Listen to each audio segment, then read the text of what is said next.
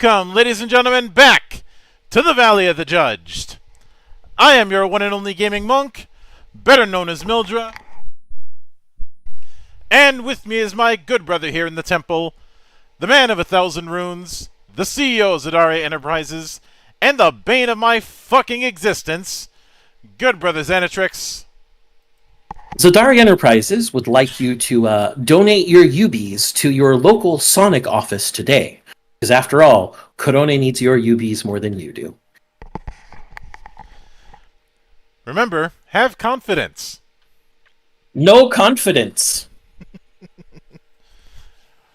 But after our little foray with Dot Dungeon that had a feature of Theo, who's probably right now getting killed trying to play Reach Mahjong. I warned him. He was complaining about getting his ass kicked in Reach Mahjong. I'm like, this is how it goes. Reach Mahjong is a game of wolves. This is why I don't play Mahjong in the Yakuza games. Reach Mahjong is no. Just no. It's not fun to me. I have played my fair share, and it is enough for me to say that it is complicated. I have nearly, in any Yakuza game I've played, to get the Mahjong achievements, gone and gotten an auto Mahjong player. Almost, not quite. I still don't have the achievements. It's shown I haven't succumbed to that yet, but it is tempting. Yeah, I can see why. And I'm pretty sure some would say, well, if we were Japanese, we'd have an easier time. No. You assholes think that the Japanese have an easy time playing Reach Mahjong? Oh, my sweet summer children. Like, even the Japanese are well aware that Reach Mahjong is a monster. Yes. But right, Smunk. Yes. So getting back on the rails. Last time we went into Gubat-Banwa. We did our first foray with the discipline system, and one of the things we took away from that is that our friend Joel Clark really needs to look at some of the names in it for inspiration for his future projects. And there was also the fact that there's some very interesting things within the system, but when it comes to this week, we are tackling them again, just with a different faction, and this time the Apumbkid Confederation. Apumbkid. Hmm.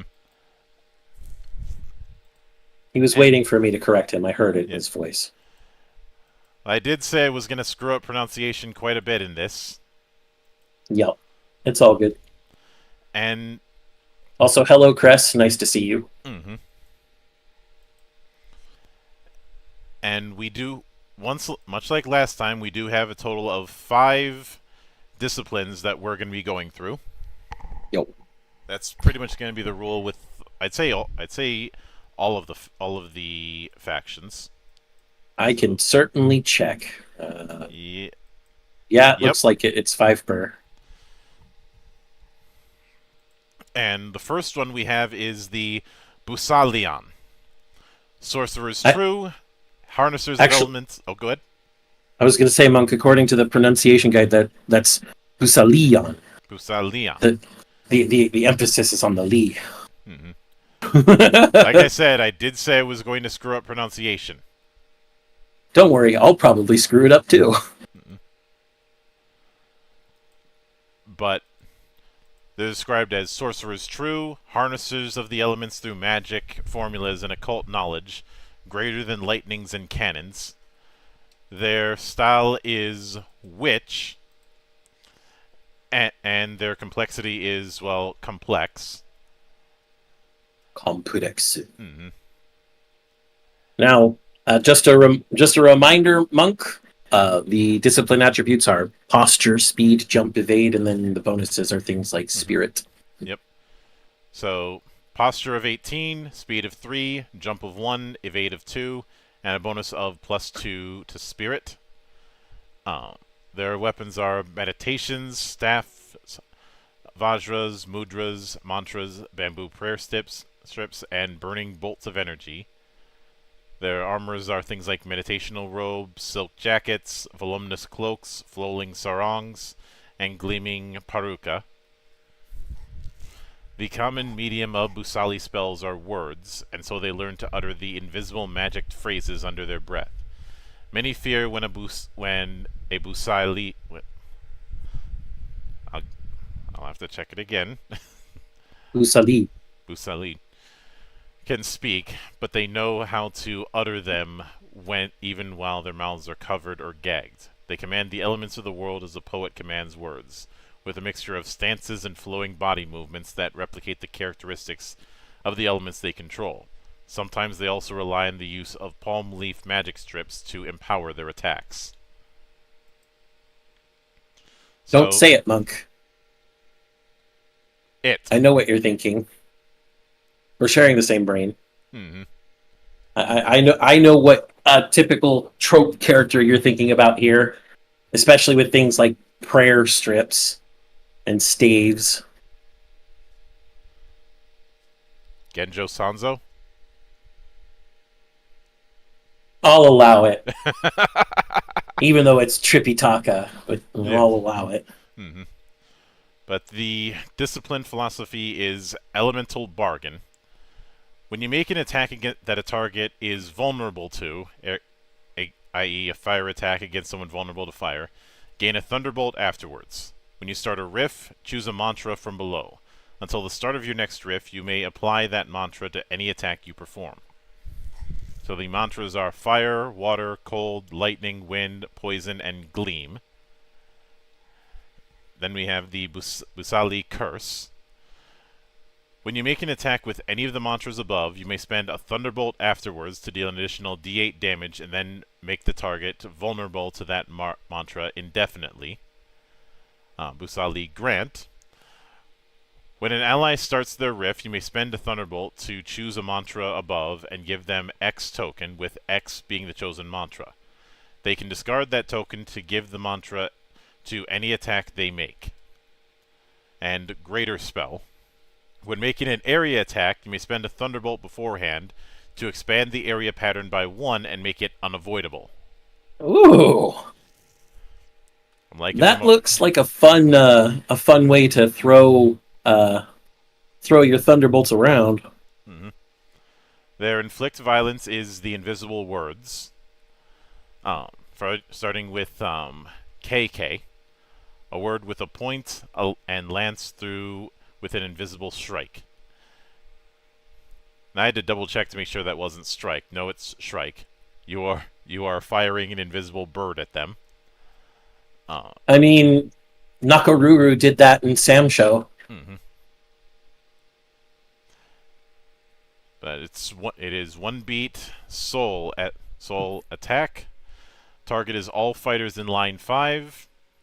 Area attack is D6 plus spirit versus resolve. Resistance. Sorry.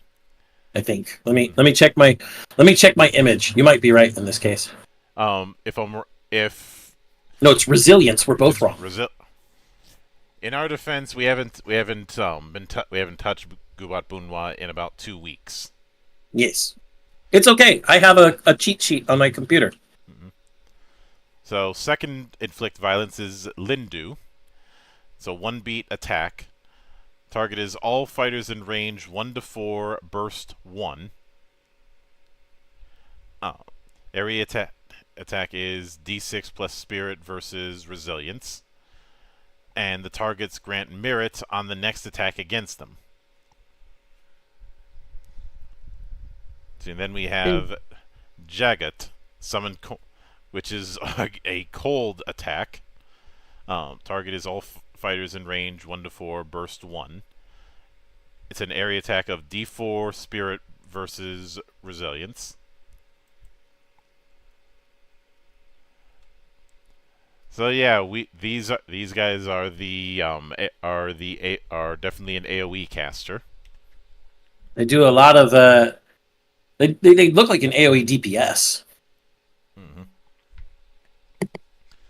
Now, as far as their enlightenment, I'll let you take that.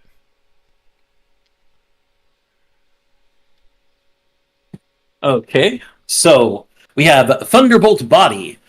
Whenever you deal damage to, that the target is vulnerable to, the vulnerability dice you roll is D8 instead of D6. At resound 3+, you start floating. At resound 5+, all your ranged and area attacks add plus D12. At resound 7+, you can choose to explode as magic bursts from you. If you do, deal 4d10 true damage to yourself and all enemies in burst 5 of you. Then remove yourself from the battlefield. Oh, you can just kill yourself! Okay.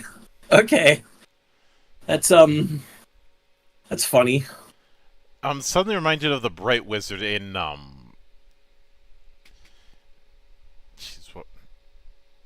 in Vermintide. I can see it. I don't think this actually kills you, because 4d10 true damage may not actually take you to 0. No, but you are taking yourself out of the battlefield, so for all intents and purposes, it is a self-destruct.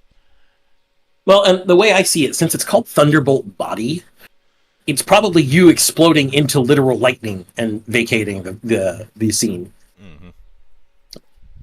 Then we have the Liberation, Sakuna, which is Calamity, apparently.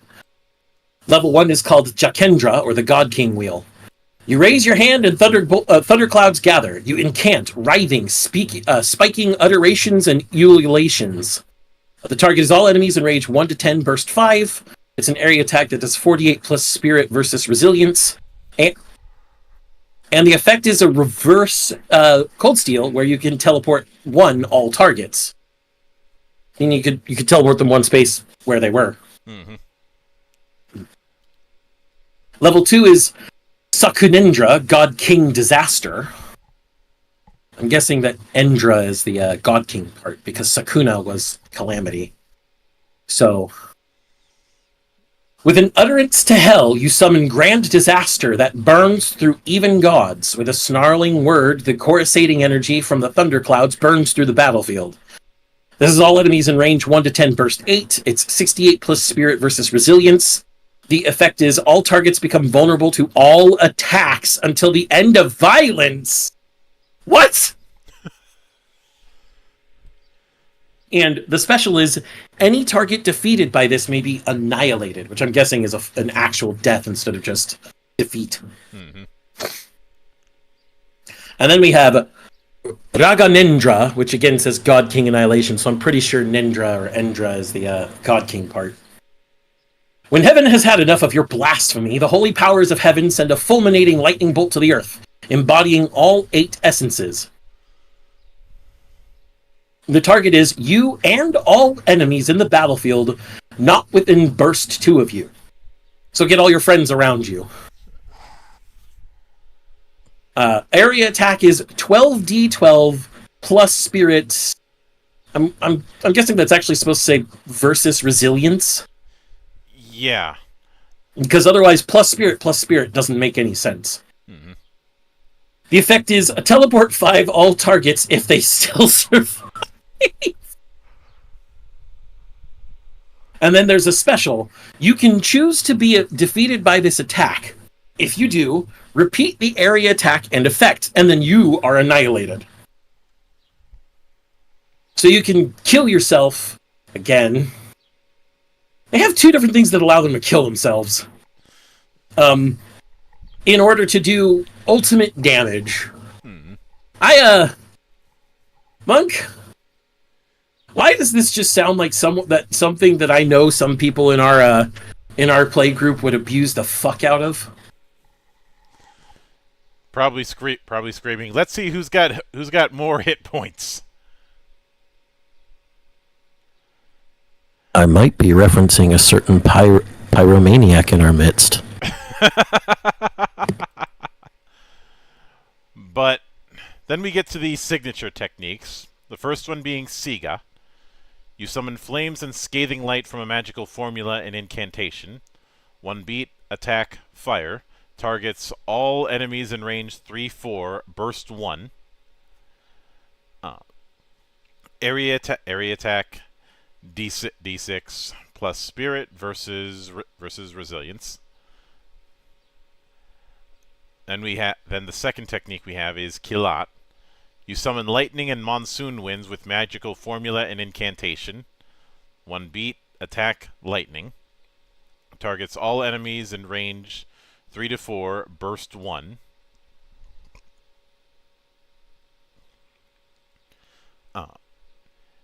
Area attack is D6 plus spirit versus resilience. And then we have the third and fourth technique. I'll let you take those. No, those other ones were pretty small, Monk. You can have this page too. Mm-hmm. So third technique is Batubalani. You summon spikes of earth, gold, and magnetic stones with magical formulas, hand signs, and incantations. 1 beat, field. Targets 1 tile in range 2-4. All enemies in burst 2 of the target area are pulled 2 tiles toward it. The first enemy moved into the target tile itself is stunned. Then put down a magnet field in burst 1 of the chosen tile. Magnet field. Any enemy that starts their riff in this field suffers slowed. If they're already slowed, they are pulled 1 towards the center. Fucking magnets. How do they work? Monk, you know who this is, right? Who? Iron Togger. Yeah. For those who don't get that joke, play more Blaze Blue. And the fourth technique is Buhawi. You summon a tornado with magical formulas, hand signs, and incantations. 1 beat, attack, wind. Target is all fighters in range 3-4, burst 1. Area attack is D4 plus spirit versus resilience. Effect is throw all targets 3 tiles, then inflict juggled on all the targets. Man, I can't wait until we get to violence to see what some of these fucking effects do. Mm-hmm. Like, juggled sounds like it should be obvious, but I'm wondering. I'm just wondering. Though, because of the way Buhawi is set up, all that I'm thinking is...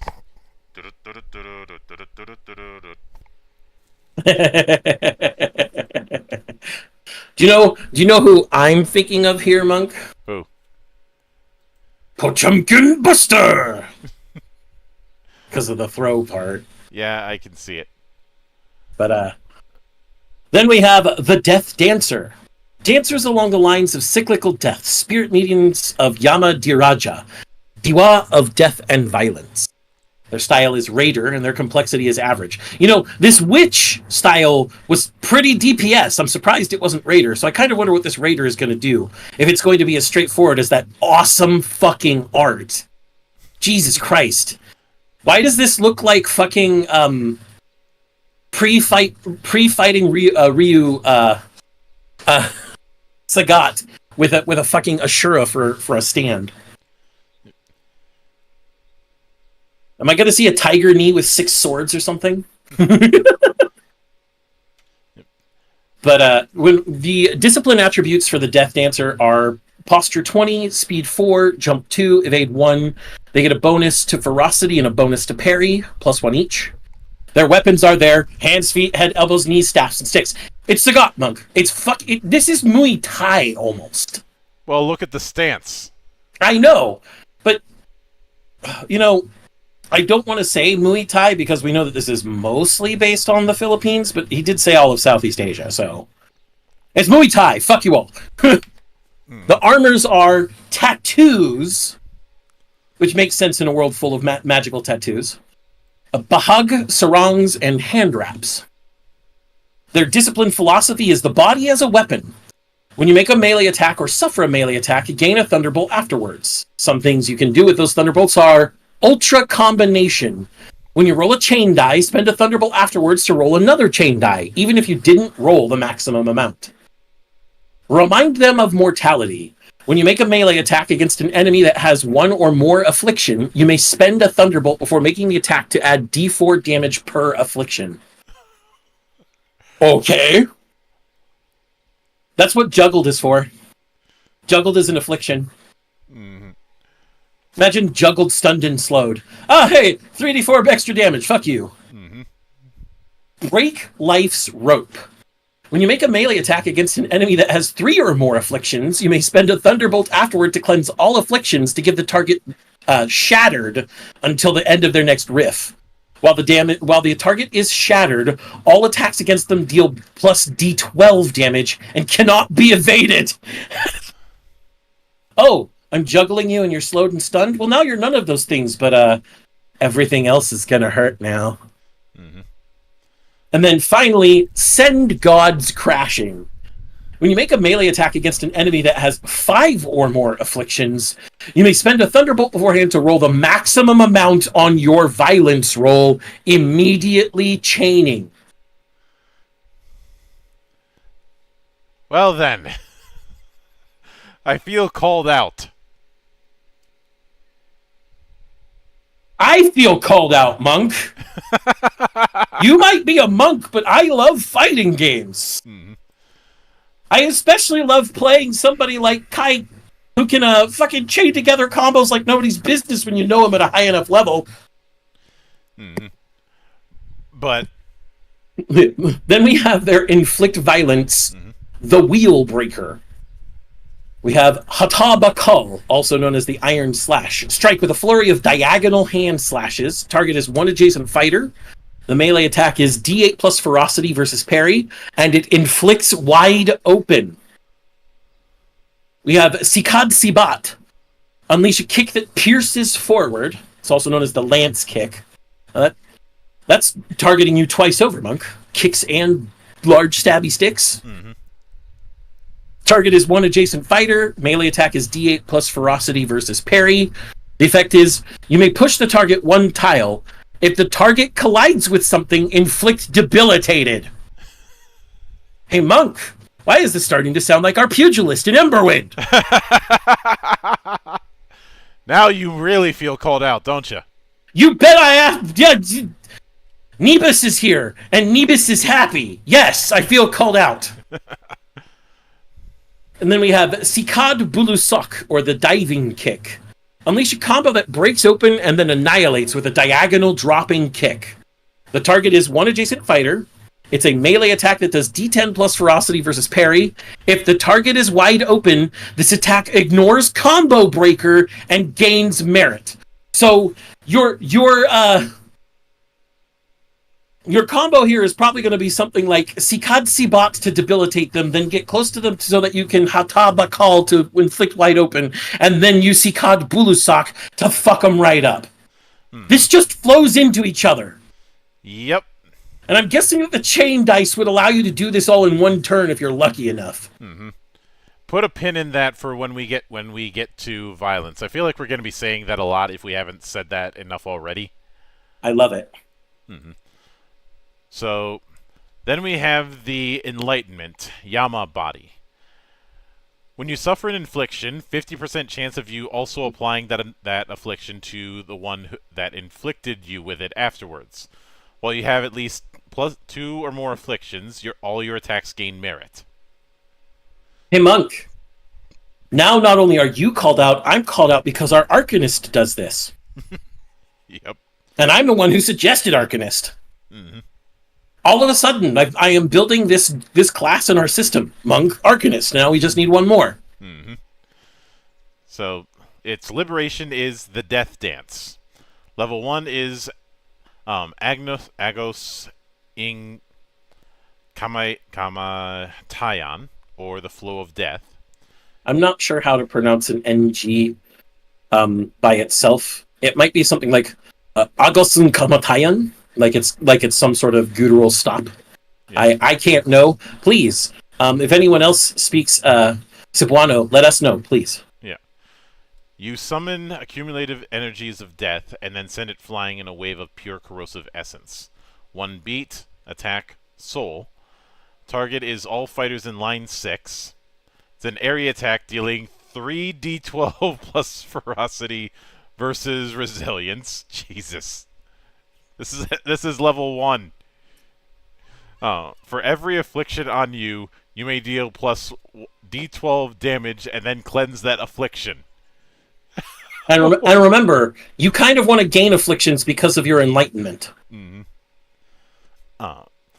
Level 2 is Sampunglibong Kamatayan, or 1,000 deaths. You actually did really well with that one. You move with the speed of death, reappearing after you have dealt mortality. So you 1 beat, attack, soul. Target is one adjacent target. Melee attack 12d4 versus resilience. Nice. If the target is not defeated by this, they are annihilated. If they are not defeated, they are stunned.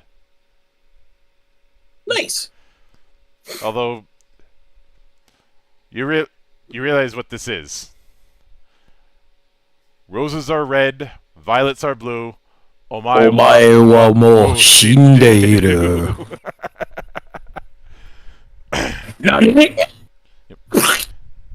And then level 3 is Sayo Nang Kamatayan, or Dance of Death.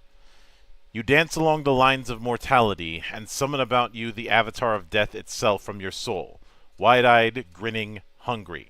It mirrors your movements, nothing but a representation, but it is the strength of your deathly soul nonetheless. 1 beat, that deal d12 plus ferocity damage to all enemies in burst 5. Then you summon the Avatar of Death until the end of violence. Avatar of Death. All your attacks lose randomness. You can choose the number on your violence die and any added damage dice. Additionally, all your attacks now stunned. If they are already stunned, they deal an additional d12. Wait, what? Excuse me, what? Yeah. Also, I see the pronunciation for that now. It's Sayao Nang Kamatayan at the top there, at the top left of the column. Yep. But excuse me, what? Okay. I'm just gonna make it that violence is no longer random. You will die. God, how's that gonna chain with your combo shit? Jesus. But then we get to the signature techniques. Yep. The level 1 technique is Sikad Kalawit, or a hook kick. 1 adjacent fighter, d8 plus ferocity versus parry, slide the target 1 tile to another adjacent tile to you, and then inflict slowed. So it really is just a hook kick. Mm-hmm. Then we have Laslas at Saksak, or slash and thrust. cut with an elbow and then unleash a flurry of thrusting kicks like lances. One adjacent fighter, D8 plus ferocity versus parry. Inflict bleeding. If already bleeding, inflict plus D4 damage. And it has a flurry effect, because it is a flurry technique. Spend another beat to repeat the attack, ignoring combo breaker, and then throw the target 2 tiles away. Very nice. Mm-hmm. Then we have the Talim Sikad Kala, which is the Hornbill Blade Kick. You spin and then unleash a rising kick, sending the target flying. It's another flurry attack as well. Mm-hmm. Target is one adjacent fighter, D8 plus ferocity versus parry. It inflicts wide open. The flurry says, spend another beat to make the following attack, ignoring combo breaker. And the following attack is described as the target damaged by this technique. It does D6 plus ferocity versus parry. And the effect says, you may consume the wide open to inflict juggled. So if you choose to flurry with this one by spending another beat, the wide open you just inflicted becomes juggled. Why am I thinking of Guile's kicks? It sounds like a chained flash kick. Yeah. It also sounds like chained dragon punches or any chained uppercut type attack that sends them flying and keeps them there. And then Ken has entered the chat. Yep. Yep. Shoryurepa. Yep. Mm-hmm. Then finally we have Gubat Bakunawa, the dragon spinning hook kick. You do a sudden reverse hook kick, your foot moving like a dragon, your strike cutting reality. What? The target is one adjacent fighter, does D8 plus ferocity versus parry. It inflicts dazed. If already dazed, this attack instead has a violence die of D12. Also, remember everybody, if you've already done Sayao Nang Kamatayan in this violence, that's not D8 plus ferocity, that's whatever the fuck you choose plus ferocity. In fact, that's whatever the fuck you choose plus whatever the fuck you choose and versus parry. Because it does say you can add any damage die you want. And if your ferocity is not the highest damage die and you want to say, I don't know, for example, you spirit for whatever reason, you could do D12 plus spirit versus parry for this attack. Yep. I fucking love this. So the Death Dancer certainly gets a seal of approval. So next is the Head Taker. Ritualist warriors who perfect the ritual of killing and decapitation. The law of equivalent exchange, masters of reaping fates. Their style is Raider, the complexity is semi-complex. I feel personally targeted with this one too.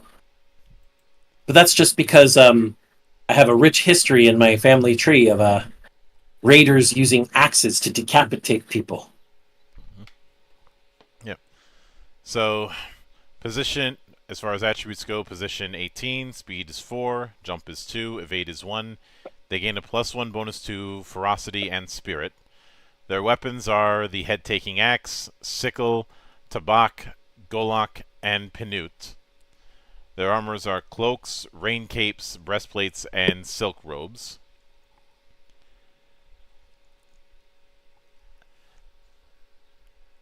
And their discipline philosophy is decapitation right. Whenever you start or end your riff in stealth, gain a thunderbolt. Your melee attacks benefit from vantage now, but do not suffer the demerit if attacking from lower.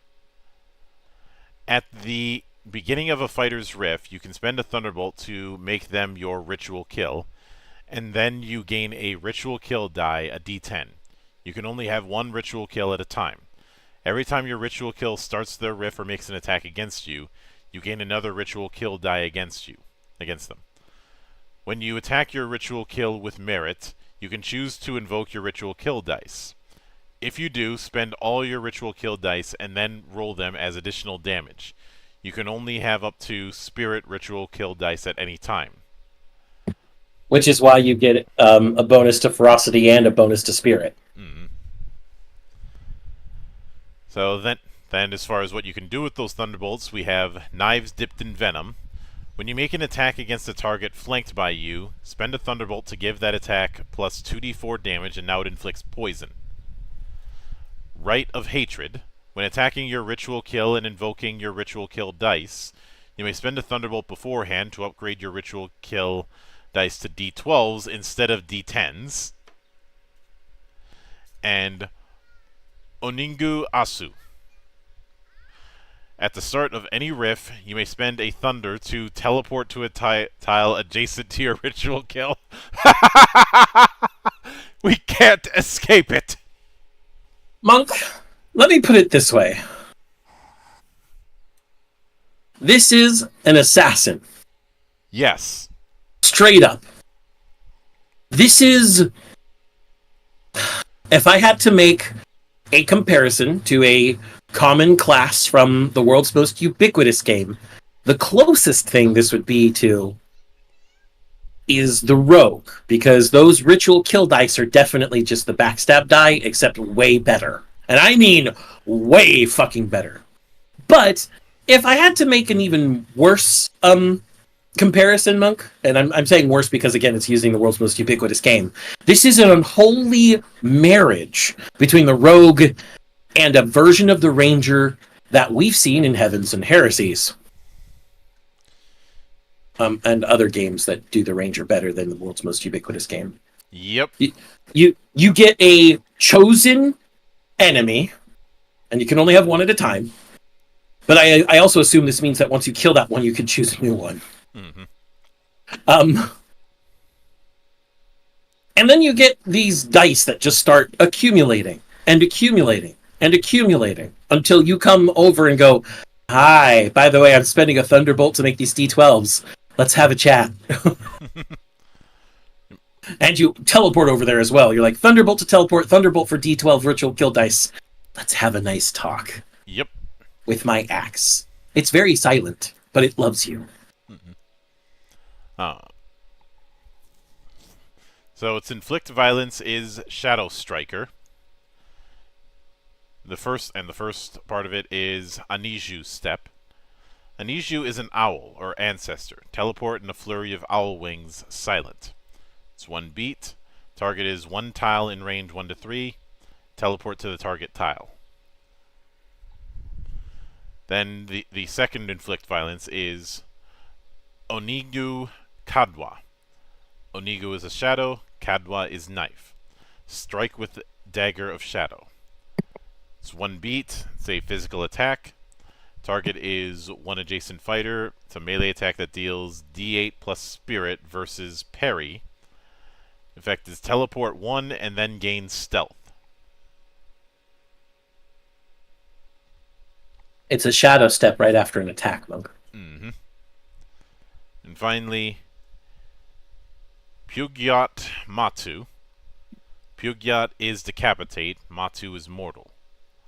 I think that's Puguat, but Puguat. Still. 1 beat, attack physical. The target is 1 adjacent fighter. It's a melee attack that deals D8 plus spirit versus parry. If this attack is done from stealth, deal plus 2d6 damage. There's our backstab right there. Mm-hmm. All right. With that, we move on to their enlightenment. Oningu Api Atuan. The words translate to Shadow Flame God. While you have stealth, the chance of hitting you with an attack lowers to 40%, and stealth only breaks for you when you suffer damage from an attack. Additionally, when your stealth breaks, you may dance about, unleashing knives in every direction. Inflict D4 damage to all enemies in burst 2 of you and inflict a flame. I'm in stealth. Oh no, he hit me! Everybody on fire! That's what it is. Yeah. Because the D4 damage is okay. It's the fact that they're now all on fire.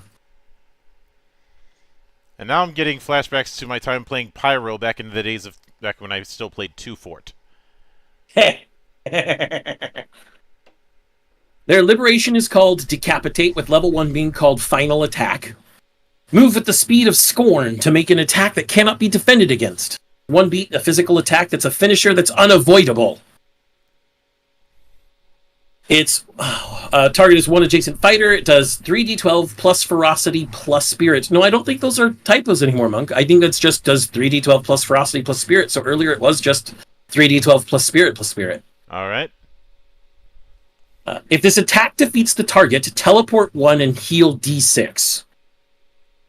I also think that with this particular class, they forgot to put in the descriptions for a lot of things, which is why it just says things like Oningu is shadow, Kadwa is knife. Because they used to put in other places they put those translations right next to the native words for them. Yeah, like I said, the pronunciation guides in the book is a bit inconsistent. Well, I'm not even talking about the pronunciation guides. I'm talking about compare just earlier to the Death Dancer. It's level 2. Sampunglibong Kamatayan has 1,000 deaths next to it, and then it has an actual description of you move at the speed of death, reappearing after you have dealt mortality.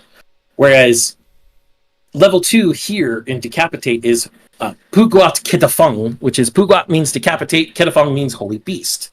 Normally they would put decapitating holy beast next to that level 2 and give it a description. I think they forgot to with this particular class. But this is, once again, 1 beat, physical attack, finisher, unavoidable. It targets 1 adjacent fighter, does 3d12 plus ferocity plus spirit. If this attack defeats the target, you get to teleport 1 and then heal d6. And then there's an effect that says teleport your speed and then repeat this attack again. And then repeat both the teleport and the attack. Ignore combo breaker for these additional attacks. Now I feel super called out. Hello, bread and butter of Nibas. Fucking Wandering Comet Strike. Teleport attack, teleport attack, teleport attack.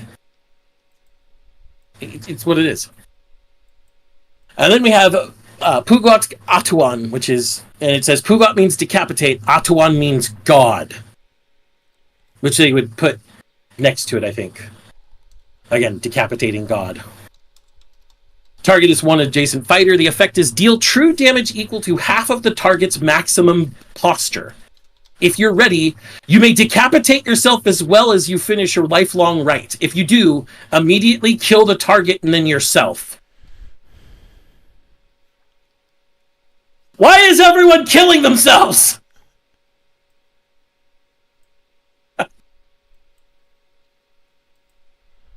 Why is everyone killing themselves, Monk? This seems counterproductive. Remember, always look on the bright side of death. Just... why is everyone killing themselves? I'll leave the signature techniques to you, Monk. Yep.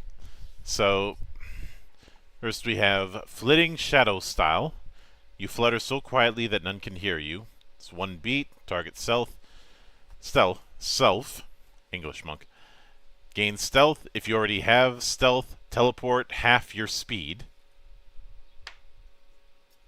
A. Then we have Shadow Blade Dance. You leap into the air and throw out shadow blades, forcing enemies to clang with it to avoid certain death. It's 1 beat.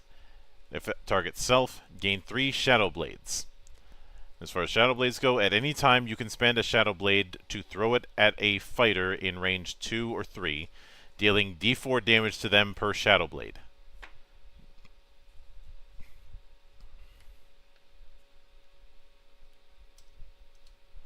All right. That seems kind of lackluster. Let's see, then Shadows Strike Twice. You bite into Betel Nut and utter the sacred words. A phantasmagoric copy of you erupts. It's 1 beat, targets 1 tile at range 3. Summon a shadow clone of yourself in that tile. Shadow clone. The shadow clone is an object with a durability equal to your staggered value, and is considered as height to blocking terrain against enemies. The shadow clone can give flanking. When you or an ally attacks a fighter that they are flanking with the shadow clone automatically strikes as well afterwards, dealing d6 damage to the target. Whenever you would teleport, you can choose to swap places with any of your shadow clones instead. Oh, that's mean. The shadow clones don't move, but you can teleport to them. Mm-hmm. Not only that, if you combine that with the forced teleportation we saw earlier, Um, now you have a very easy way to set up flanks. Now you have a very easy way to set up bullshit, you mean? Uh, and lastly, Owl Step. I'd like to point out that in their inflict violence, Aniju means owl. They already have an owl step. That's how I know the descriptions were neglected. Yep. You become the ghost of owls, fluttering away in a storm of feathers and shadows before your foe's sword, that's a typo, crashes into your neck. It is a break. The trigger is you suffer an attack. Target is self. Effect is teleport 2 beforehand. If you have stealth, teleport 4 instead. You then suffer 1d6 damage, which does not break your stealth. Then, your next attack against the attacker deals plus 2d6 damage. I like the sutra there. Sutra 3, when blood is drawn, maybe then we shall revel in ultraviolence. But that owl step seems way better than the owl step we saw earlier, even though the owl step is, teleport. This is teleport as a response to an attack. And get extra attack damage afterwards. Mm-hmm. But with that, we come to the first sharpshooter we've seen, whose complexity is average, the Tigpana.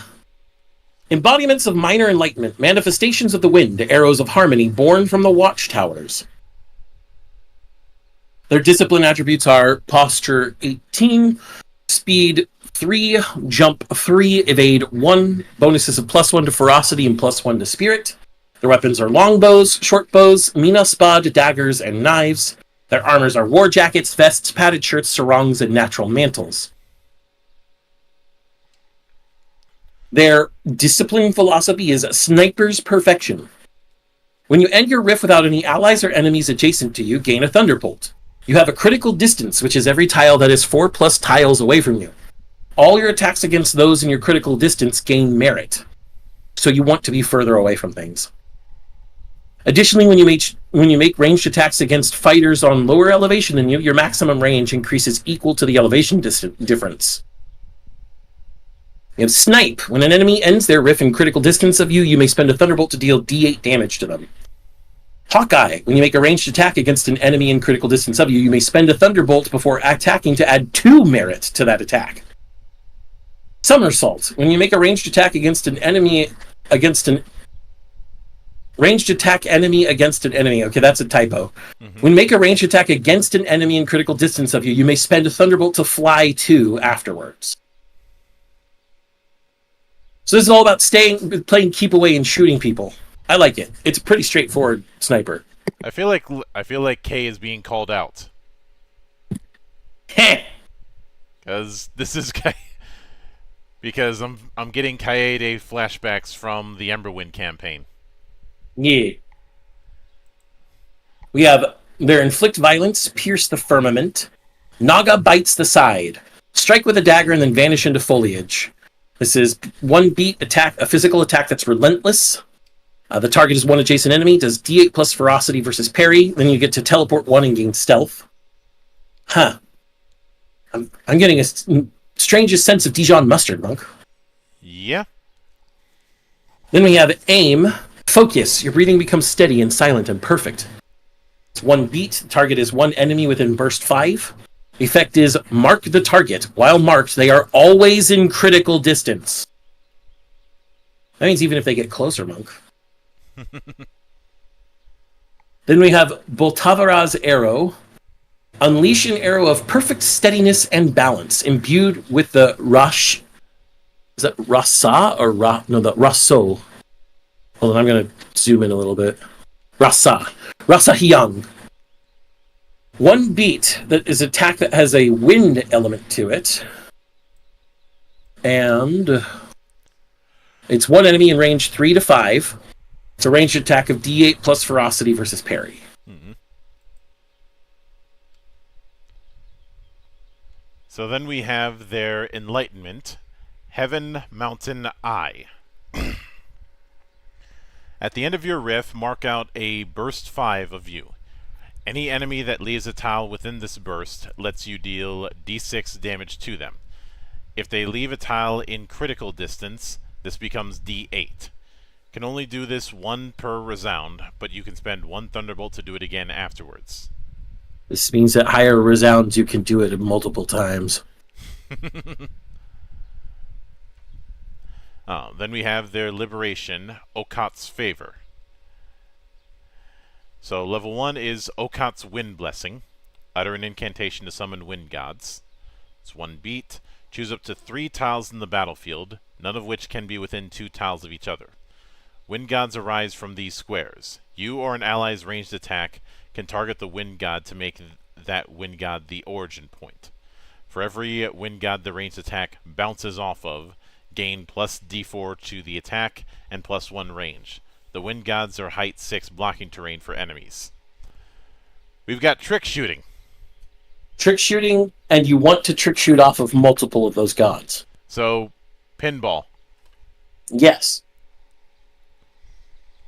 So level 2 is Okat's Emptiness.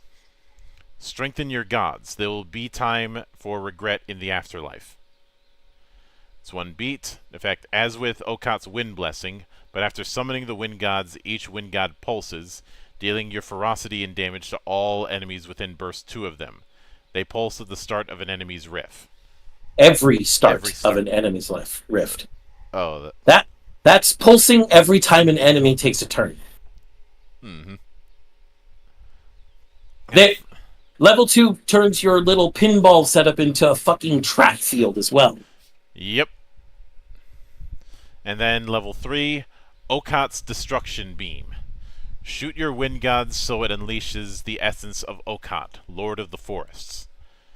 It's 1 beat, as with Okat's Emptiness, but after the wind god's pulse, you can unleash the Destruction Beam, a javelin of pure cleansing flame.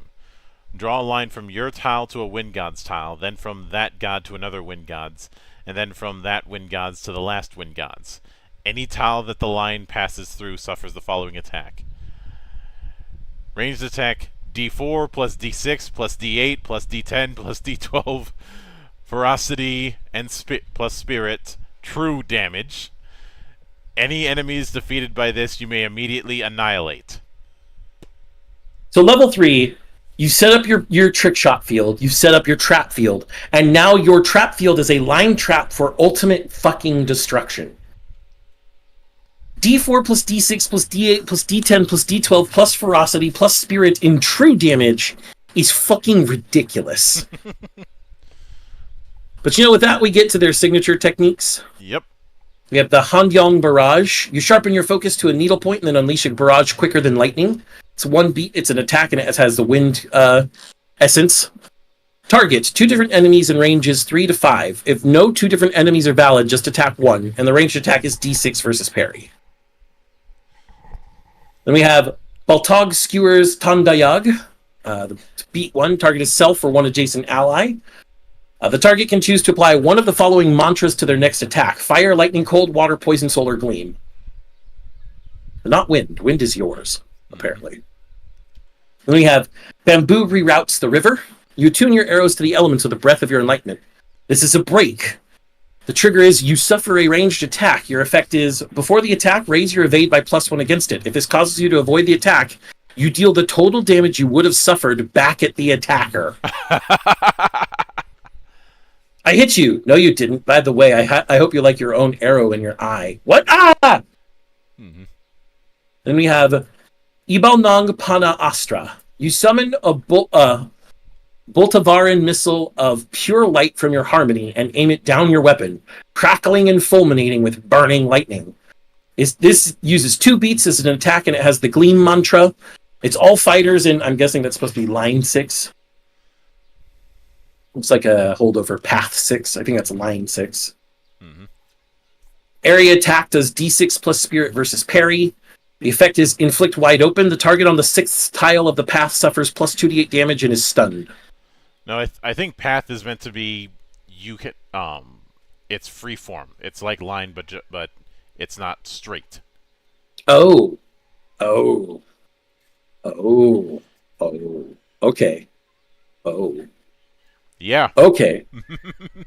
That's a little more fucked. If it was line 6, this would still be fairly fucked, but not as bad. Yeah, we'll have to see what the difference is when we get to the violence chapter. Yep. And the last of the disciplines we have this week is the War Speaker. Combat mediators of the world, lovers of mantra, channelers of Batala the Destroyer, virtuosos of war speaking, practitioners of domination. Style is witch, complexity is complex. So their discipline attributes are position 16, Posture. posture. Posture is 16, speed is 3, jump is 1, evade is 1.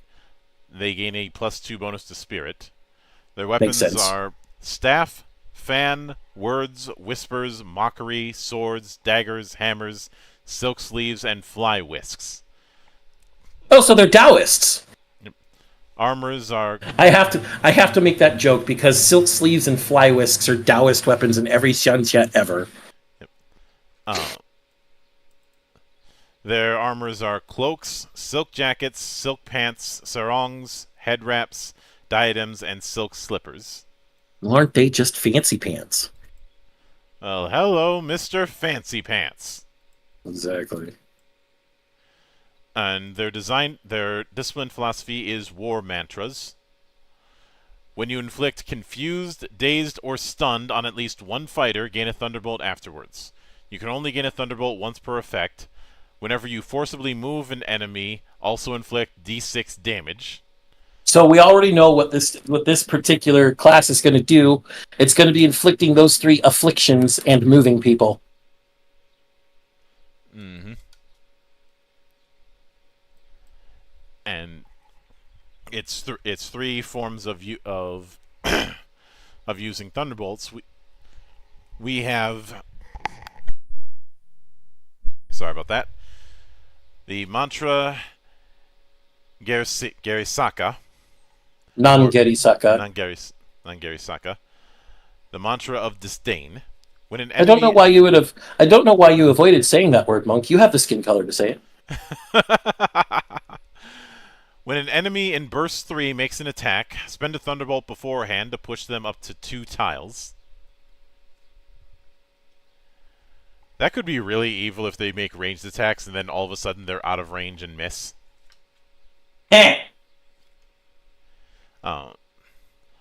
Mantra Dapi, the mantra of anger.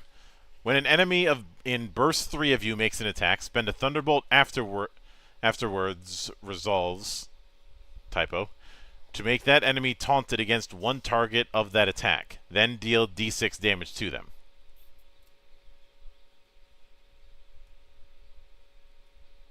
So you make it after the resolution. Mm-hmm. Mantra Dapi, nice. Yeah. And then we have the Mantra Rusuya, the mantra of weakening. When an enemy starts their riff in burst 3 of you, spend a thunderbolt to slide them up to 2 tiles.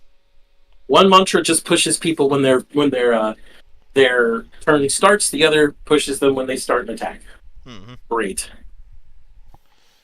So then we have their inflict violence, known as biting commands. So first we have Kiwa La Cintia, or Kiwa Spreads Lies. The 56th teaching is this: your opponent's mental status affects them greater than their physical state.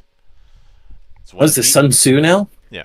It's 1 beat. It's an attack with the Soul mantra. Target is 1 enemy in range 1 to 4.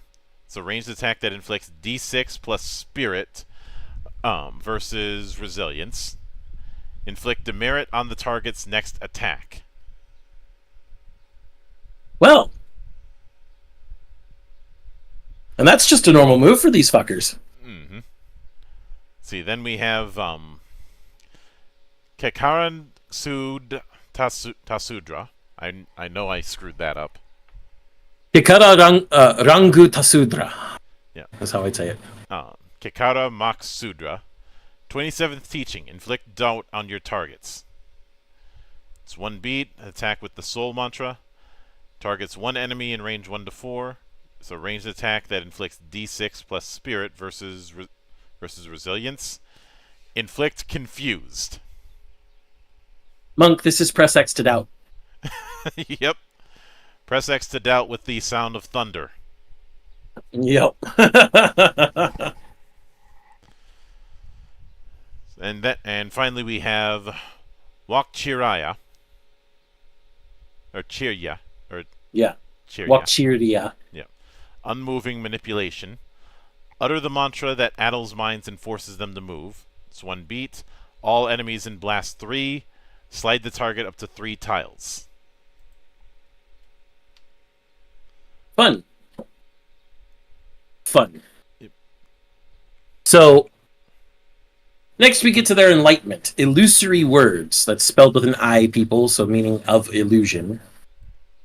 When you inflict confused on an enemy, put down an illusory clone of yourself adjacent to them afterwards. The illusory clone is an object with 10 durability. When it is destroyed, it shatters, inflicting d6 true damage to all enemies adjacent to the illusory clone. You can only have a number of illusory clones on the battlefield up to your rank. If you're constantly throwing out Kekarangu Tasudra, let me say that one more time.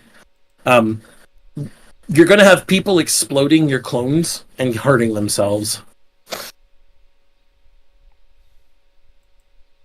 Their liberation is Mantra Batara, or God Mantras.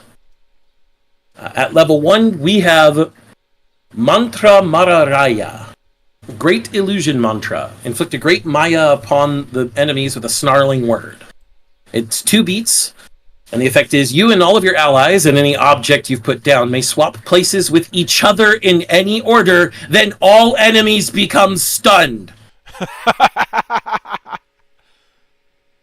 Monk, I know what the name of these guys are now. Con men. They're playing cup and ball or 3-card Monty with your entire party. Then we have level 2, Mantra Sudra Himaya, or Roaring Thunder God Highest Enlightened One mantra. Inflict a great and roaring storm of truths with your mantra. It's also 2 beats, and it inflicts stunned, bleeding, dazed, debilitated, and wide open on all enemies in the battlefield, and then slides them up to 6 tiles. What? Wow, that's a lot. Then we have level 3, Mantra Oxintira. Inconceivable. I don't think that word means what you think it means. Supreme Reality Mantra.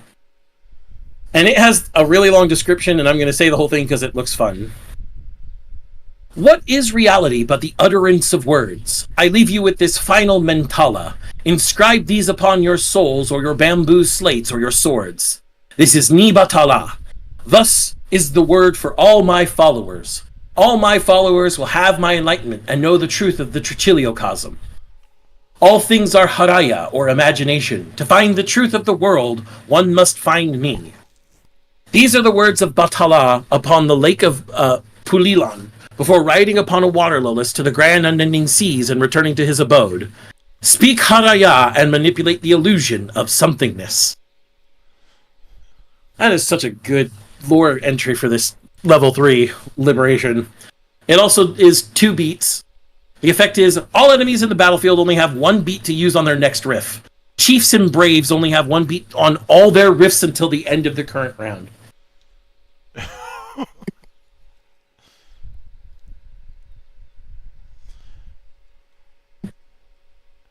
These con men, Monk, they're con men. The war speaker are the liars, Monk. They speak lies to reality, and reality makes them truth. Mm-hmm. Jesus. So then we have the signature techniques. First is butterfly word style. You utter a mantra followed by words that mystify and torment. It's 1 beat, attack with the soul mantra. Targets 1 fighter in range 1 to 5. It's a ranged attack that does D4 plus spirit versus resilience. Effect is inflict confused and then slide the target up to 3 tiles. Nice. So second we have the Fey Buddha Glossolalia. You said that right. Glossolalia is a real thing too. You incant a mantra and then words that befuddle and bewilder. It's 1 beat. It targets 1 enemy in range 1 to 5. Inflict dazed and debilitated on the target, and then you may throw them 2 tiles. We got it. Violence has to have a difference between sliding, throwing, pushing, and all these other things. I am guessing that after the end of throwing, they're prone. Something like that, maybe. Unless they have to make a roll to avoid being prone as well, or whatever. And we have Ferocity Mantra. You utter a mantra, then force a foe into a rage. It's 1 beat, attack, soul with flurry. Oh boy. Targets 1 enemy in range 1 to 5. Ranged attack of D4 plus spirit versus resilience. The target becomes taunted to any other fighter in the battlefield of your choice until the end of their next riff. As a flurry, you can spend another beat to inflict confused and dazed on the target, and then pull them 3 tiles toward the fighter they're taunted to. Andres Thompson, is this you? And finally, the Hibiscus Laugh Sutra. You laugh at an enemy, agitating their soul with snarling mantras and hand signs. It's 1 beat, targets 1 enemy in range 1 to 4. Effect is the target must move their speed and inflict violence against the closest of their allies. If they cannot inflict violence for any reason, they become stunned instead. I do want to read the flavor text in this one. Okay. One day the great Namulak, he who blossomed after 500 thunderbolts, Paranirvana. Paranirvana royalty, the Batala Buddha, was ruminating upon a giant hibiscus. The laughing dog warrior Sri Bagnut Pagnil came up to him, thinking he could take advantage of the Buddha's rumination. Pangut Pangil. The N is before the G, monk. Pangut Pangil. The Namulak spoke the mocking syllable U-Lol and split the greatest warrior to have ever lived into 1,000 billion realms, and thus caused the tricholiocosm. Trichiliocosm. Or the 3 realms, as it's called. The 3 eightfold realms is one way that people call it. So, or the threefold realms of life. There's multiple different names. I just realized what the war speaker is. It's the mediator. I don't think there's mediation in this game, Monk. You're not mediating. You are forcing these people to do shit with the way you talk, including die. Which makes me think of a almost like a psychic.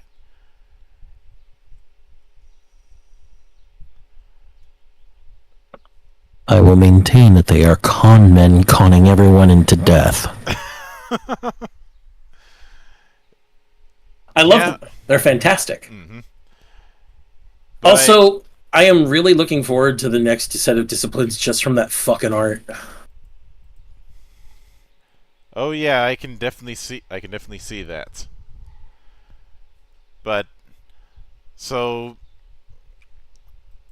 overall, I'd say a good amount of the. Let me double check the complexity for each of these. Okay. They were mostly normal to complex. We had some that were semi-complex as well. Okay, so we only had 2 that were full-on complex. Yeah, but none of these were under average, I believe. Yeah, the lowest was average, which was the Death Dancer. But each of these has, much like the previous disciplines, has theme out the ass, and the Busalian is definitely for those who like to carpet bomb. Because remember, all of its ranged attacks have burst. Well, yes, a lot of them do. That witch is something. I think my only complaint is that it's very clear that the headhunter's descriptions, at least partially, got neglected. It's very clear they didn't go back and do a rewrite for the headhunter, and I really would have loved to see more flavor with the headhunter, because all the other Apumbkid Confederation disciplines here have some great flavor text. There's also the question of, when it comes to the ritual kill, there's the question of when the target of the ritual kill is dealt with, can you start the process over again?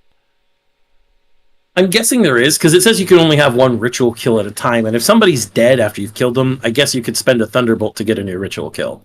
The other is, how many shadow clones can you have?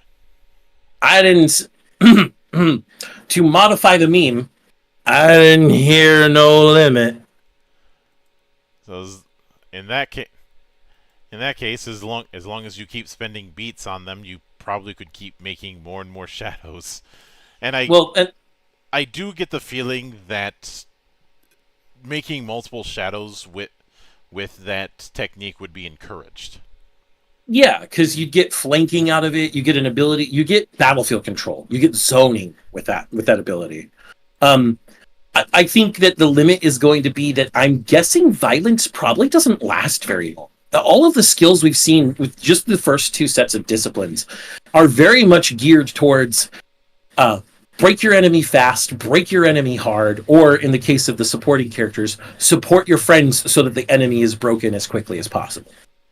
The vibe I get is violence is exactly what some people may imagine when they hear the word.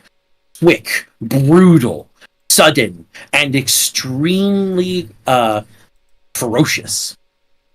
I don't see the violence in this game being, oh yeah, we're going to take, an hour to do this combat encounter. No, you've probably got everything you need in front of you with just your four signature techniques, your liberation, your enlightenment, all your inflict violence stuff right there in fucking 3-4 pages. And you can easily make a cheat sheet for any player at the table with that. And be like, okay, here you go. These are the options of what you have to do. Here's your stats and all that fun stuff. Go for it. And somebody's going to go, oh, that sounds cool. I'm going to do this. And then I'm going to do this. Okay, those are your beats. Next turn. Go. Yeah. Now, as far as which of the ones from this block that I would have the most bias towards, Death Dancer. You too, eh? I love the sheer amount of combo potential that it has without just doing multiple attacks. Yes. If we both had to pick and I left Death Dancer to you because of your shtick, I would go with our AoE carpet bomber. Mm-hmm. I could certainly see it, especially with the fact that it's using so many different elements. Yeah, the Busalian is so cool. Plus, again, the art that we have there. By the way, the art for the Death Dancer that you're seeing in that splashback there, people, neglects the Ashura spirit behind him on his single art page. Mm-hmm. So, that Ashura being the avatar of death, I'm guessing. And I'm calling it an Ashura because it looks like a goddamn Buddhist Ashura. It looks like the 6-armed, 3-faced bastards who will kill you. So, if it's not an Ashura, I don't give a fuck. It looks like one. It's in the fluff part just after that on page 333. Mm-hmm. It talks about how it's how Death Dancers are spirit mediums that channel Yamadiraja, the god of death and violence. Uh-huh. Who is considered an aspect of Rajaraya Pintas, the ancestor god of violence. So you're just channeling. I'm sorry, Monk, but this now deserves the Pimp My Ride meme. Yo, we heard you like killing while you're killing, so we put the god of death in the god of death so you can kill while you kill. Yeah, pretty much. And what I enjoy about this is the fact that the that within the Death Dancer, you have an incentive, and actually with a lot of the characters in this, you have an incentive to create combinations. Oh, absolutely. Uh, so far we are 2 for 2 when it comes to disciplines having no losers. Like even though we may lean towards some disciplines more than others, we haven't seen a discipline that we don't like. Yeah. Even for some of the issues you had with the head taker, it's not like the head taker is a bad discipline. No, I'm not saying the discipline is bad. I just feel like some of the descriptions were a little neglected compared to the rest of the disciplines, and we could see it if we look through any of the others. But the description, the lore descriptions aside, the mechanics are fucking cool. Yeah.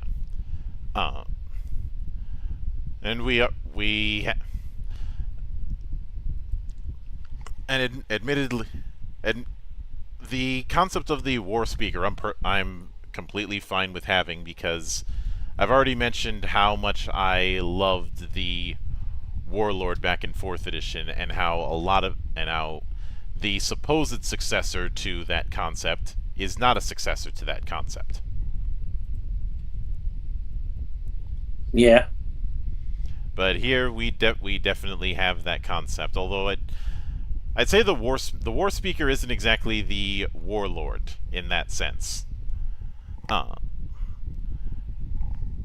I'd say of what we've covered so far, the sword poet would be closer to the mark. Yeah, I love the sword poet too. That thing was fun. Mm-hmm. But next week we will be tackling the disciplines of the Akai Sultanate, and once again we're going to be dealing with some baller ass art. Yes. As well as some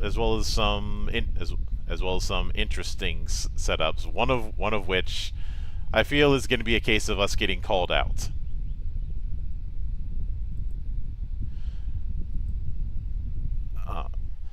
But that is a story for another week.